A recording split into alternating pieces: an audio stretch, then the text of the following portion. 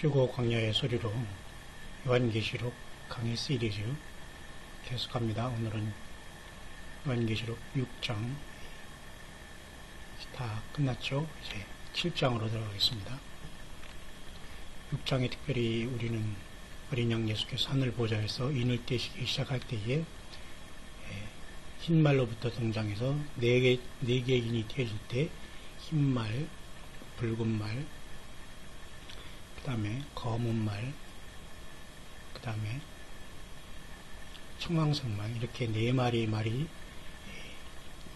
네 개의 인을 통해서 띄어지고 하늘의 그 네 생물 중에 각 한 생물씩 호출해서 이 말들을 세상으로 보내는 것을 보게 됩니다. 결국 이 네 말은 사실 환란의 바람이라고 볼 수가 있습니다.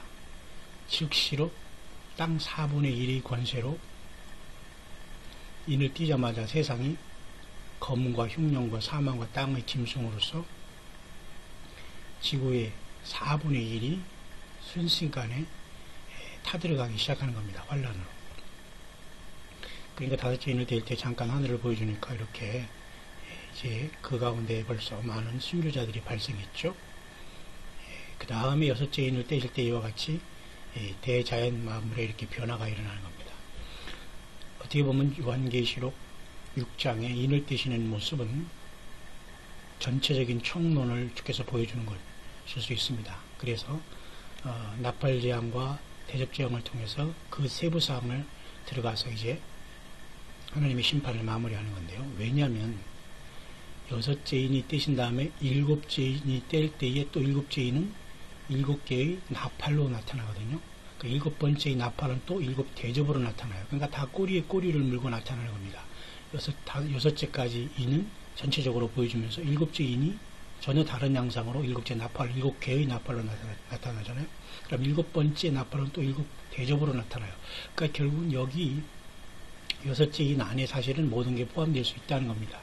따라서 이 여섯째 인은 예수 그리스도의 공중 휴거와 지상 재림을 사실을 내포하고 있는 말일 수도 있습니다. 왜냐하면 큰 지진, 해가 총단 같이 검어지고 온달이 피같이 되는 이와 같은 계기 일식 영상, 테트라드 현상은 2014-15년에 벌써 4번이 있었습니다. 테트라드라는 건 사라는 뜻입니다. 앵, 까뜨려, 테트라 이런 그 외국말로서 그렇게 되는 건데 어쨌든 테트라들은 이미 4번, 2번 해서 있었다는 건데요. 이 블러디문은 아주 그렇게 하나님의 재앙을 상징하는 것이고 그 요일서도 이제 사실 이런 말이 있고요. 그리고 우리가 잘 아는 말씀 중에 베드로 후서에 주님께서는 저런 날이 올 것을 베드로 사도를 통해서 말씀해 주고 계십니다.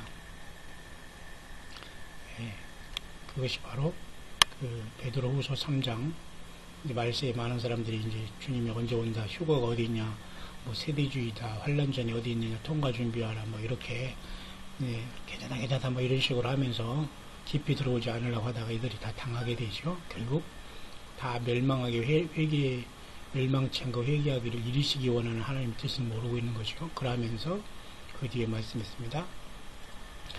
그러나 주의 날이 도적같이 오리니, 이 주의 날이라는 것은 예수 그리스도의 재림의 날인데요. 예수님의 재림의 날은 두 양상이 있다는 걸 반드시 아셔야 됩니다. 공중으로 먼저 신부를 내려오시고 7년 후에 주님께서 이 땅에 그 심판으로 내려오신다는 겁니다. 이것을 꼭 사이비로 알고 말이죠. 이단설이라 알고 말이죠. 이렇게 비웃는 사람들이 너무 많은데 그렇게 쉽게 성경을 보지 않고 기도하지 않고 그런 하나님이 주신 이러한 기름부음의 해석은 나오지 않습니다. 겸손하게 예수님을 사랑하시고 한번 낮아져 보시기 바랍니다. 이런 모든 것들이 보일 겁니다. 주의 날은 도적같이 오고 그날에는 하늘이 큰 소리를 떠나고 체질이 뜨거운 물에 풀어지고 땅과 그 중에 있는 모든 일이 드러난다. 이렇게 총체적으로 사도 바울을 통해서 이렇게 말씀해 주고 있습니다.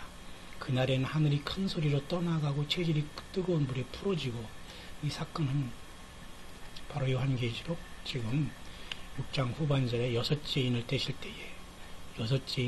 때의 사건과 매우 흡사합니다. 그죠? 이와 같이 결론적인 거라는 거죠. 요한복음 일곱 번째 인이 떼어져 있는 것은 결국 일곱 나팔로 가고, 일곱째 나팔은 또 일곱째 대접으로 가니까 이 여섯째 인까지는 모든 것이 다 결론이 내려진다는 겁니다. 다시 말해서 일곱째 인은 결국 그 속에는 일곱째 나팔이 벌어지고, 나팔이 6개까지 다 벌어진 다음에 일곱째 나팔은 또 일곱째 대접으로 연결되잖아요.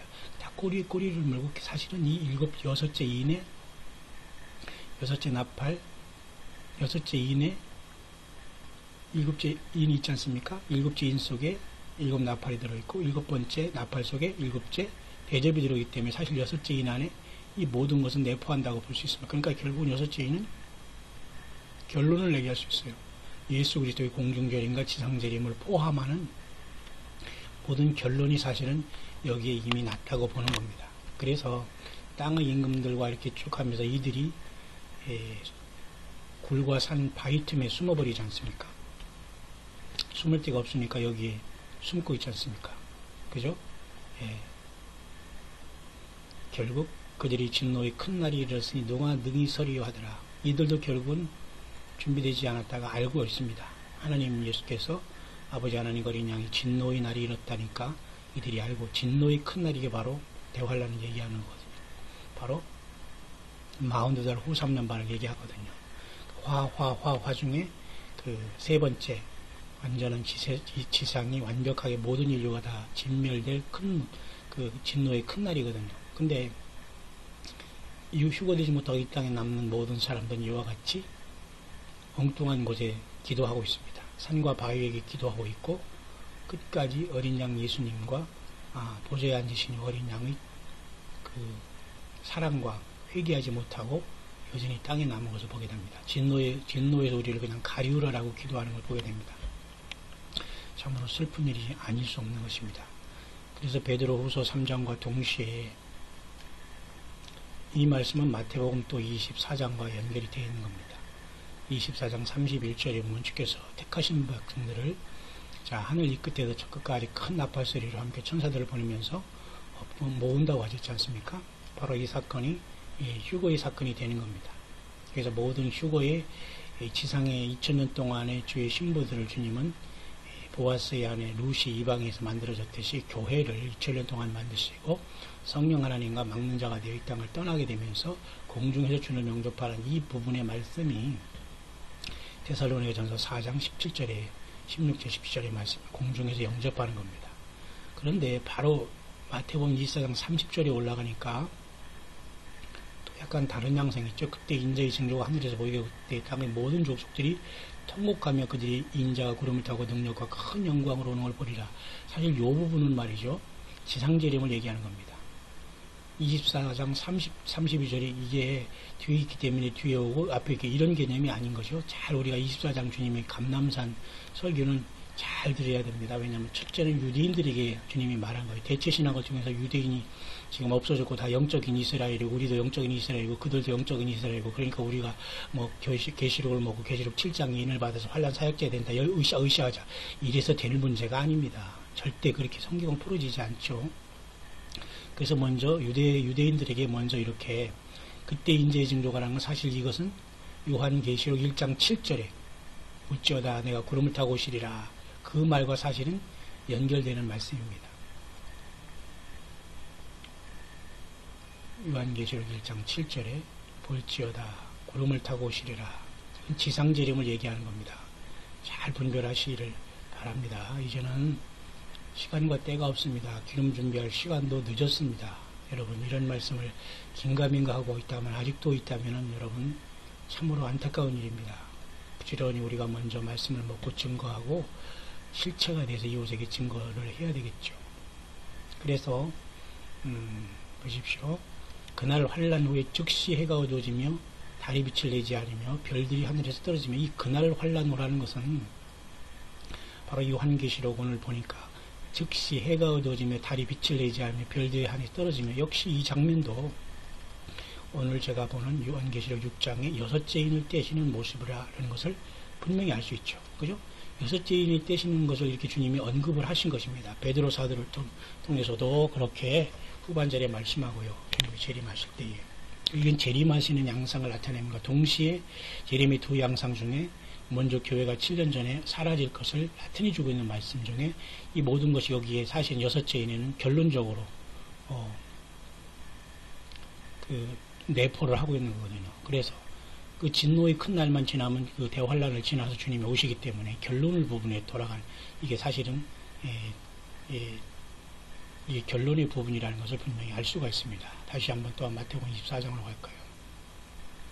그래서 주님께서 이렇게 큰 환란이 있게 하면서 그날들을 감하지 않으면 모든 육체가 구원을 못 받는다면서 후 3년반 때 들어서 적그리스도가 완벽하게 통치하고 장악하기 때문에 육신의 이스라엘은 특별히 하나님께서 광야로 보내서 하나님의 예비처에서 보험을 받다가 재림하시는 주님을 만나면서 천연왕국을 들어갈 것을 보여주는 말씀인데요.